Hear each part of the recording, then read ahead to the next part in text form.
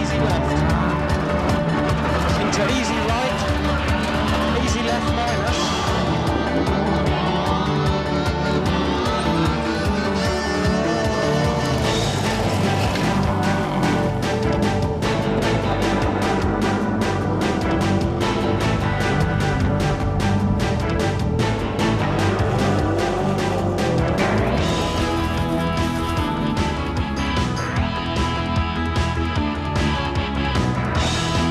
Springtime in Chester, the Vauxhall Rally of Wales back in town. It's round one of the Mobile 1 Top Gear British Rally Championship.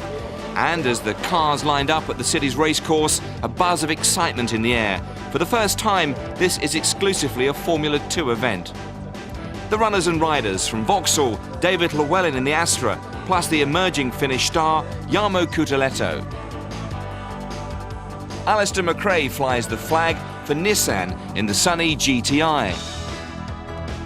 Gregoire de Mavius is Nissan's top Formula 2 seed. Ari Mokkonen completes the Nissan trio.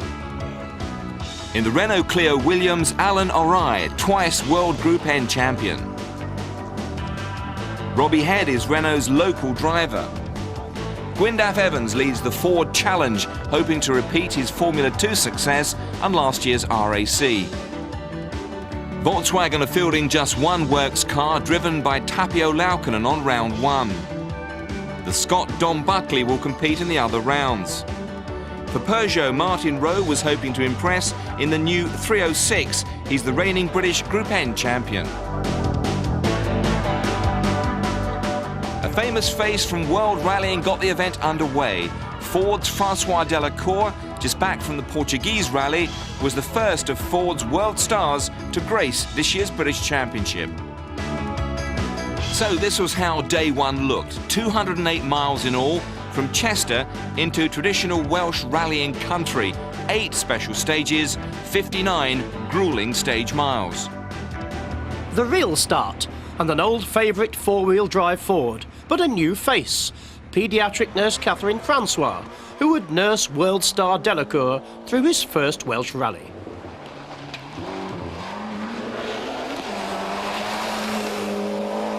Alister McRae was leading a 3-car Nissan Sunny attack on the title. The 24-year-old Scot from the famous family was many pundits' favourite for the championship, but he would of course be under pressure from a new teammate, World Formula 2 ace Gregoire de Mavius. Gwyndaf Evans starred in the RAC rally in the then very new Ford Escort. Many expect Ford to be a front runner. Scotsman Robbie Head was giving the Renault Clio its first taste of British rallying. This would surely be a difficult debut. Manxman Martin Rowe, the reigning British Group N champion, in the new Peugeot. Another flying Finn, Jarmo Kuuteletto, Vauxhall's new star in the Astra. It was a grim day for the Higgins brothers. David was literally knocked out on stage 3. Mark had exited the stage earlier with a blown clutch on his Peugeot. Tapio Laukkanen, yes, another Finn, was leading the Volkswagen Challenge in his Golf. The 25-year-old would be hoping for more reliability than last year. He had moved into 4th place in the Formula 2 battle, flinging the Golf around in fine style before his steering arm pulled out on the 4th stage. The signs were good for rally leader Francois Delacour and Formula 2 leader Alister McRae in 2nd place when the car stopped in wet and murky Brennig. Ari Mokkonen was very pleased to have the chance to change his sticking gearbox. He'd had to tackle 3 stages with it jammed in 3rd gear. And there was plenty of Welsh support gathering for Gwyndaf Evans, already in 3rd place. David Llewellyn knew the geography all right, but was making his customary slow start. Frenchman Alan O'Reilly was also cursing this unseasonal weather. The weather was also confusing Ollie Harkey in his Mitsubishi. The Simmonite sisters in their Honda Civic were attacking the terrain with real Yorkshire grit. 150. Go on, small jump, 170. Crest. Into fast medium right. Steve Mantle in the Peugeot was fulfilling his promise by leading the junior category.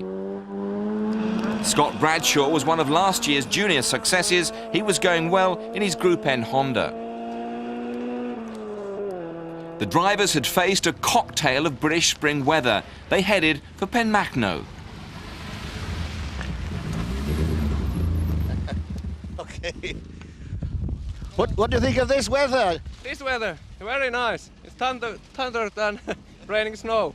You think you're back in Finland, do you? It came down really heavy in that last stage at the end for us.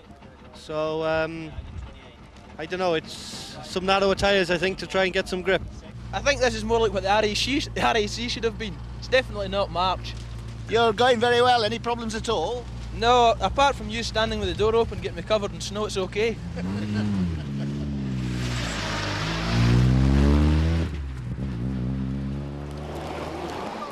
Clocainog in the dusk often signals disaster, and Francois Delacour was to be this year's most famous victim. The fault was not the Frenchman's, however. His Ford engine seized as he was building comfortably on a 90-second lead. His departure meant that the battle now belonged to the Formula 2 cars.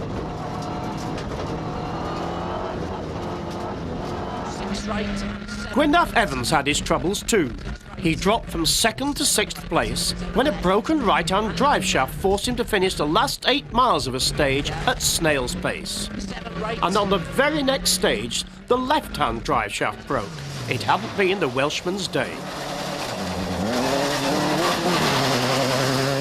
Just watch Martin Rowe, really putting the Peugeot through its paces.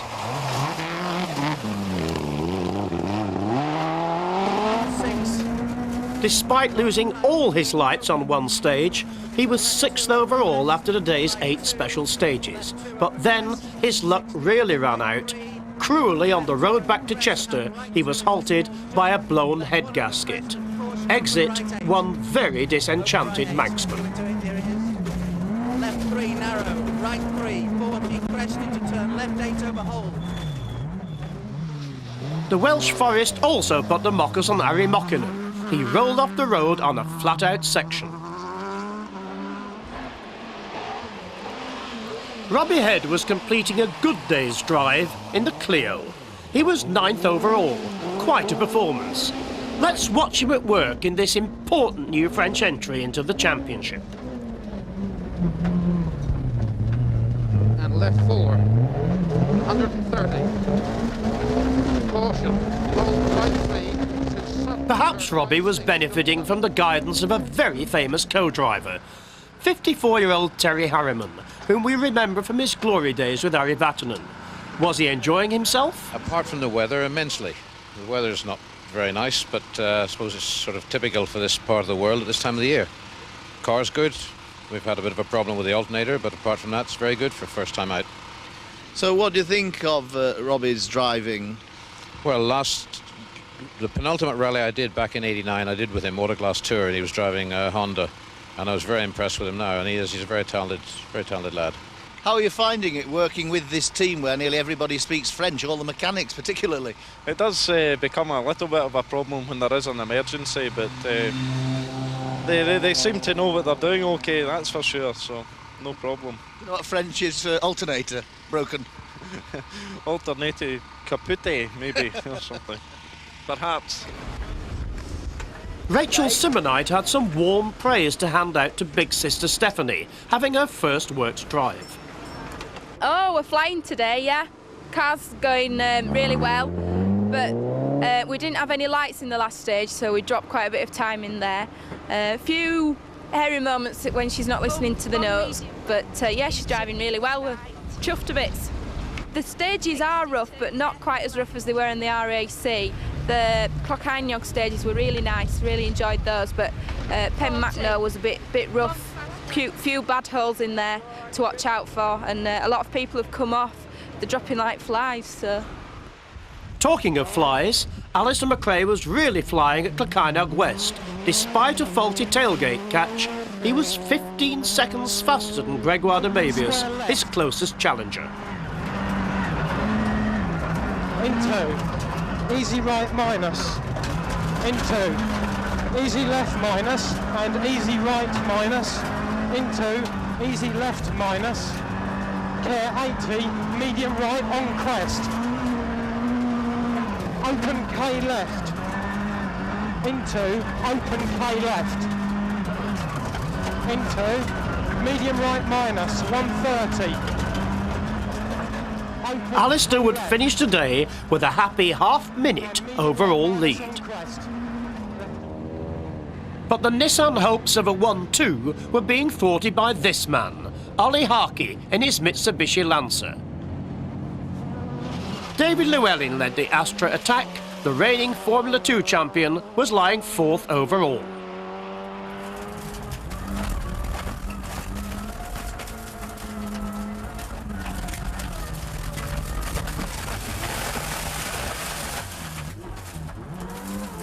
We had a bit of a moment on that last stage, actually. We went, I don't know whether we were catching Martin Rowe, but on a hairpin we caught his lights coming the other way, and I just lost concentration for a minute, and we just went very wide on a corner into a ditch, and we scrabbled out a bit. It was a bit hard stopping. I'm glad there was nothing in there. But our times are reasonable. I mean, you know, we seem to be roughly about the pace of the leaders. I mean, Alister's been going quite well in the dark.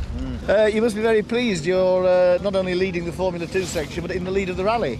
I knew we were leading Formula 2, but I didn't realise we were leading the rally, so I mean, our main aim is Formula 2. If we're leading the rally, then that's a bit of a bonus. The second day took the teams even deeper into Wales and its forests, with Dyfnod the first and last stage of the day. Day 2, at least better weather was forecast. The hills of mid-Wales were soon alive with the sounds of rallying, in particular the throaty roar of Alister McRae, still leading the rally in his Nissan and looking every inch a potential winner. Easy right minus on crest, 60, tight K left, tight, 100 down. Double caution, medium left, into easy right minus on crest, into square left, 40 down, hairpin right, 100 past junction, medium right, 100. McRae was fastest on the 4 opening stages of the day. Eat your heart out, brother Colin. The other Nissans were having mixed fortunes, the battered Sunny of Ari Mokkonen moving up the field, but Gregoire de Mavius was forced out with gearbox problems. Another Finn in the wars, Ollie Harkey in his Mitsubishi. He sent the marshals scattering with his driving. He was still leading Group N4.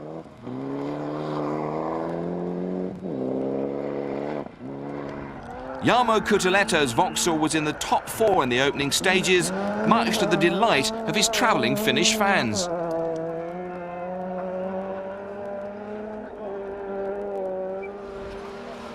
Teammate David Llewellyn, in typical fashion, was having a much better second day. His Astra impressed, 3rd fastest on the 3 opening stages.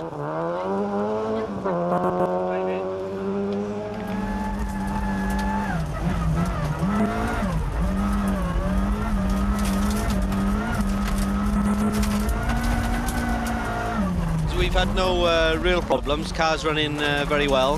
The stages are very dry and very hard, so we've opted for a little bit wider tyre now to go back into these stages for the second time, so fingers crossed that's the right decision. Jarmo is just behind us, literally 5 or 6 seconds, so you know, there's obviously a bit of pressure from behind, and of course Gwyn